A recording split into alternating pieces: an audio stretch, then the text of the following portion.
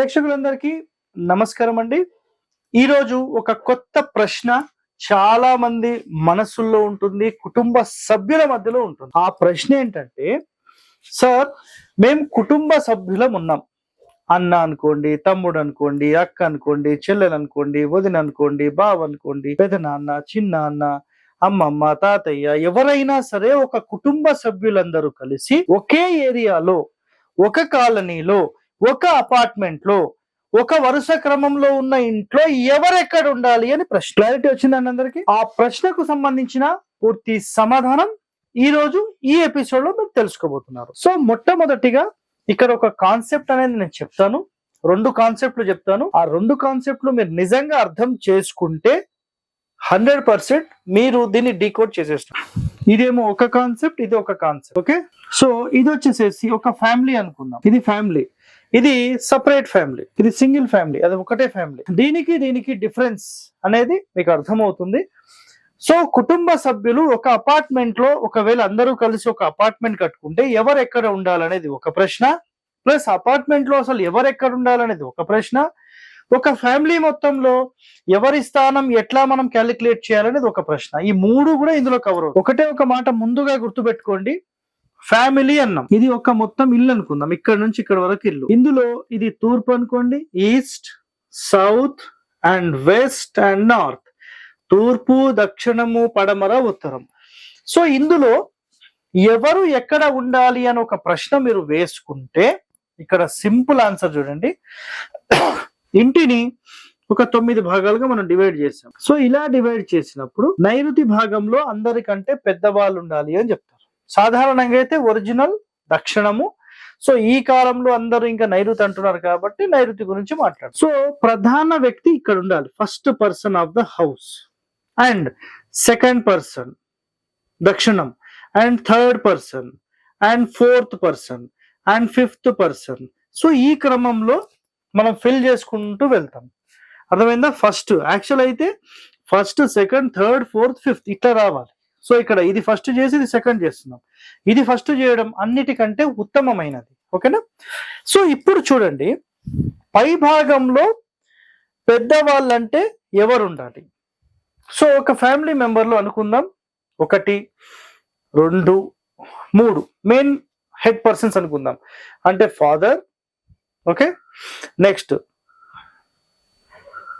Big son and small son, అంటే తండ్రి, పెద్ద కొడుకు, చిన్న కొడుకు, ముగ్గురం అనుకుందాం. రైట్, తండ్రి వచ్చేసేసి దక్షిణంలో ఉన్నాడు, నో ప్రాబ్లం.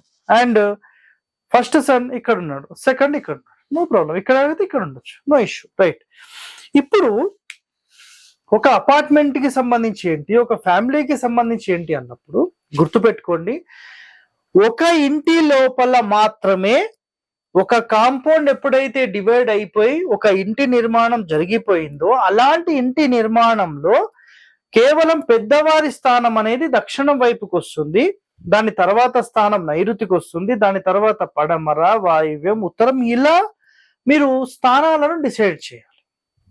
ఇది ఒక కండిషన్. ఇది అయితే మరి ఇక్కడ గుర్తుపెట్టుకోండి, ఫాదర్ పెద్దవాడా, పెద్ద కొడుకు పెద్దవాడా, చిన్న కొడుకు పెద్దవాడా? క్వశ్చన్ సరిగా చూసే పెడుతున్నారా సార్? మీరు ఏం క్వశ్చన్ వేస్తున్నారు? తండ్రే కదా పెద్దవాడు. Wrong system.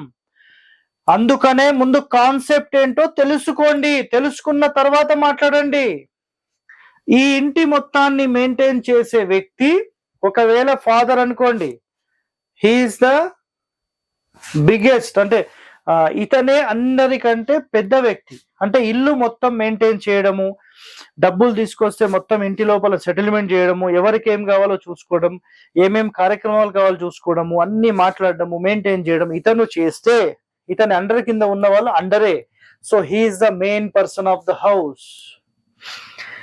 ఏ క్షణం అయితే తండ్రి గారికి ఒక 60 సంవత్సరాలు, 65, 70 సంవత్సరాలు వచ్చి, లేదు బెటా ఇక నాతో కాదు, ఇక అన్ని నువ్వు చూసుకోబెట్టా అంటాడు కదా, ఆ క్షణంలో ఈ ఇద్దరిలో ఎవరైతే చూసుకుంటారో మళ్ళీ ఇంటి మొత్తాన్ని, ఫర్ ఎగ్జాంపుల్ ఇంకెవరు సార్, పెద్ద కొడుకే.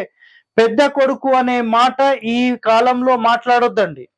ఒక టైం ఎట్లా ఉండేదంటే తండ్రి తర్వాత పూర్తి బాధ్యతలు తీసుకునే వ్యక్తి పెద్ద కొడుకు అయ్యేవాడు. ఈ కాలంలో అది లేదు. చిన్న కొడుకు అవ్వచ్చు, మధ్యలో కొడుకు అవ్వచ్చు, అక్క అవ్వచ్చు, చెల్లె అవ్వచ్చు, ఎవరైనా అవ్వచ్చు. అది కాదు, అది రాంగ్, అది ఓకేనా. ఎవరైతే పెద్దరికం తీసుకొని టోటల్ మెయింటైన్ చేస్తారో he's the first person of the house అవుతారు.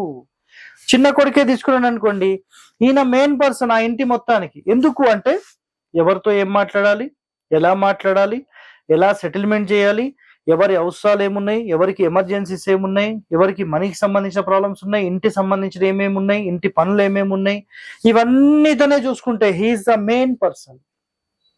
ఇక్కడ పెద్ద కొడుకు కూడా పనికిరాడు. ఒకవేళ పెద్ద కొడుకే అనుకుందాం, పెద్ద కొడుకు ఉన్న తర్వాత ఈయన ఎందుకు చేస్తాడు, ఆయన చేయలేని పరిస్థితి ఉంది అనుకుందాం. అప్పుడు పోనీ ఈ చిన్న కొడుకు మొత్తం డబ్బులు తెస్తాడు, 1,00,000 రూపాయలు తెస్తాడు, అన్నా నువ్వే చూసుకో, ఇతనే అన్ని చూసుకుంటాడు. తమ్ముడికి ఏం కావాలో చూసుకుంటాడు, వాళ్ళ ఫ్యామిలీకి ఏం కావాలో చూసుకుంటాడు, ఇంటిల్లి పాది ఎవరికి ఏం కావాలో చూసుకుంటాడు, ఫ్యామిలీ పరంగా, ఇంటి పరంగా, కూరగాయల పరంగా, బయట రిలేషన్స్ పరంగా అన్ని ఆయన చూసుకుంటాడు. He's the main person. ఇప్పుడు సంపాదించే వ్యక్తితో ఇక్కడ సంబంధం లేదు. టోటల్ ఎవరి ఆధీనంలో ఆ ఇల్లు ఉంటుందో అతను మాత్రమే మెయిన్ పర్సన్ గా పిలువబడతాడు. అదే విధంగా ఇక్కడ ఇంకో కాన్సెప్ట్ కూడా గుర్తుపెట్టుకోండి మీరు. ఒక ఫ్యామిలీ మొత్తంలో ఇప్పుడు మాట్లాడాం, ఒక కాంపౌండ్ కి సంబంధించినంత వరకు కుటుంబ సభ్యులు ఎవరెక్కడ ఉన్నారని చెప్పేశాం. ఫర్ ఎగ్జాంపుల్ ఒక కంపెనీనే మాట్లాడదాం. ఇది ఒక కంపెనీ అండి. ఈ కంపెనీలో ఇది మెయిన్ నైరుతి మూల. సరే, ఇక్కడ మెయిన్ చైర్ పర్సన్ ఇక్కడ చూడండి, ఈయన చైర్మన్ అనుకుందాం. ఈయన ఇక్కడ కూర్చున్నాడండి, రైట్, ఓకే. వీళ్ళిద్దరు వస్తే ఎక్కడ కూర్చుంటారు, ఈ పక్కన కూర్చుంటారు. అర్థమైందా? ఈ పక్కన కూర్చుంటారు. వాళ్ళు మెయిన్ చైర్మన్ సీట్ లో కూర్చోరు. తండ్రి రిటైర్మెంట్ అవుతూ, బెటా ఇక నేను ఇవన్నీ చేయలేను, మీరు దగ్గరుండి అన్ని చూసుకోండి బెటా అన్నాడు అనుకోండి. అప్పుడు నాన్న నేను చూసుకోవాలా. చూడు బెటా, చిన్న కొడుకుకి మొత్తం జ్ఞానం ఉంది, ఈ కంపెనీ ఆపరేట్ ఎట్లా చేస్తారో మొత్తం తెలుసు, వానికి అప్పచెప్పిద్దాం బెటా, నువ్వు వానికి సపోర్ట్ ఇ, రైట్ అన్న, నీ ఇష్టం. He's the chairman. ఇప్పుడు ఈ కంపెనీకి మెయిన్ పర్సన్ ఎవరు అంటే ఈయన, సెకండ్ సన్, ఫస్ట్ ఆయన కాదండి. సో ఆ కంపెనీ మొత్తంలో కూడా ఫస్ట్ మర్యాద ఇచ్చేది ఈయనకు. ఈయన తర్వాతనే పెద్ద కొడుకుకి ఇస్తారు. తండ్రి గారు ఎప్పుడన్నా వస్తే ఆయనకి ఇస్తారు. ఒకవేళ చిన్న కొడుకు చూసుకోలేని పక్షంలో ఇంకొక మేనేజర్ వచ్చాడు అనుకోండి, మేనేజర్ ఇంకో వ్యక్తి, థర్డ్ పర్సన్, అతనే మెయిన్ అవుతాడు. వీళ్ళిద్దరు కూడా కాదు, మళ్ళీ వీళ్ళు సెకండరీ పర్సన్స్ అయిపోతారు. అర్థమైందా మీకు? ఇక్కడ వరకు నేను అసలు ఈ పెద్దరికానికి సంబంధించి ఎలా డివైడ్ చేయాలి, ఎలా చెక్ చేయాలనే విషయం చెప్పాను కదా. సో ఇప్పుడు చాలా మంది మదిలో ఏముంటుందంటే, సార్ మేము ఒక అపార్ట్మెంట్ కట్టుకున్నాం, మేము అందరం ఫ్యామిలీ మెంబర్స్ అందరం కలిసి ఒక అపార్ట్మెంట్ కట్టుకున్నాం. అయితే ఏ ఫ్లోర్ లో అన్న ఉండాలా, తమ్ముడు ఉండాలా, చెల్లు ఉండాలా, అక్క ఉండాలా, ఇవన్నీ పరేషాన్లు మాకున్నాయి. సో మా గురించి వీటికి సంబంధించిన సమాచారం చెప్పండి. సరేనండి, ఇక్కడ చూడండి, టోటల్ ఒక 6 ఫ్లాట్స్ తీసుకుందామండి. 1 2 3 4 5 6. సింపుల్. ఇక్కడ మీకు ఒకటే ఒక ఆన్సర్ ఇస్తాను నేను. సాధ్యమైనంత వరకు ఒక ఫ్యామిలీ మెంబర్స్ లో గుర్తుపెట్టుకోండి, అన్న తమ్ముడు అపోజిట్ ఉండొద్దు, మన ఫ్యామిలీ మెంబర్స్ అపోజిట్ ఉండొద్దు అంటారు. పక్క పక్కన అయితే ప్రాబ్లం లేదు. బట్ గుర్తుపెట్టుకోండి, అపోజిట్ ఉన్నా పక్క పక్కకున్నా 100% ఇది కొంత family disturbances and privacy problem ని క్రియేట్ చేస్తుంది. పూర్వం కొన్ని పుస్తకాలు, కొన్ని గ్రంథాలు చదివినప్పుడు దాంట్లో ఏం చెప్పారంటే, చెల్లెలు ఎంత దూరంలో ఉండాలంటే మన ఇంటి బయట లైట్ వేస్తే వాళ్ళ ఇంటికి ఆ లైట్ టచ్ కావద్దు, అంత దూరం ఉండాలి అని చెప్పారు. ఎందుకు ఉండాలంటే, ఒక మన ఫ్యామిలీ మెంబర్స్ లో ఎవరైనా వాళ్ళు ఏదో చిన్నగా అరుచుకోనో తిట్టుకోనో ఏదో తిట్లు పడుతూ ఉంటే, ఒకవేళ పక్కిల్లే అనుకోండి, ఆ బావగారు అంటే మన చెల్లె పక్కన ఉందనుకోండి, బావగారు ఎప్పుడు తిడుతూ ఉంటే, నీ అమ్మ మా బావ ఎప్పుడు మా చెల్లెల్ని తిడుతూ ఉంటాడని మనము అసహించుకునే స్థాయికి వెళ్ళిపోతాం. అదే వాళ్ళు దూరం ఉన్నారనుకోండి, మీకు ఎలాంటి అరుపులు వినపడవు. అయితే వాళ్ళ ఫ్యామిలీ లైఫ్ వాళ్ళు లీడ్ చేసుకుంటూ ఉంటారు. వాళ్ళ ఇంటి సమస్య ఏందో వాళ్ళిద్దరికి తెలుసు, మీకేం తెలుసండి? మీరు అలాగే చేస్తారు కదా. ఒక ఎగ్జాంపుల్లో ప్రతి ఇంట్లో అలాగే జరుగుతుంది. సో ఇలాంటి ఫ్యామిలీకి సంబంధించిన ఇన్ఫర్మేషన్స్ ఒకరికి తెలియకుండా దూరం ఉండాలనేది ఇక్కడ కాన్సెప్ట్. క్లారిటీ వచ్చిందా మీకు? దూరంగా ఉండడం వల్ల ఈ ప్రైవసీ ప్రాబ్లం కి ఎలాంటి దోషం ఉండదు. ఒకళ్ళు ఫస్ట్ ఫ్లోర్ లో ఉండండి, ఒకళ్ళు సెకండ్, ఇట్లా డైరెక్ట్ గా ఉండండి, ఏమీ కాదు. ఎవరు ఏ ఫ్లోర్ లో అయినా ఉండొచ్చు. ఒక ఇండివిజువల్ గా డివైడ్ అయిన తర్వాత ఎవరు ఎక్కడైనా ఉండొచ్చు.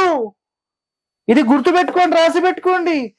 మీకు ఒకరిక్కడ అసలు ఇద్దరి మధ్యలో ఇంకోళ్ళు ఉన్నారు అనుకోండి, ఎవరో థర్డ్ పార్టీ, నో ప్రాబ్లం, ఇద్దరికి డిస్టర్బెన్స్ ఉండదు. ఇదిగోండి ఇట్లా ఉండండి, డిస్టర్బెన్సే లేదు. బట్ గుర్తుపెట్టుకోండి, ఫ్యామిలీ మెంబర్స్ లో అపోజిట్ సేమ్ డోర్స్ ఉండొద్దు.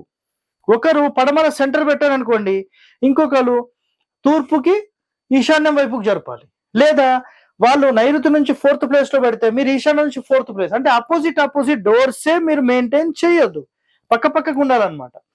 అలా 100% మీరు చేస్తే 100% మీకు ఎలాంటి దోషం లేదు. నేను చెప్పిన కారణాలే ప్రధానమైనవి. కావాలంటే మీరు అబ్జర్వ్ చేయండి, దీనికి సంబంధించిన పూర్తి పరిశోధన మీరు చేయండి, దీని గురించి పూర్తిగా మీరు తెలుసుకుంటారు. సో ఇలాంటి వాస్తు రహస్యాలు మీరు తెలుసుకోవాలంటే మన ఛానల్ని సబ్స్క్రైబ్ చేయండి, లైక్ చేయండి, గంట బొమ్మను కూడా యాక్టివేట్ చేయండి. So stay tune to our channel. Thank you అండి, ధన్యవాదాలు.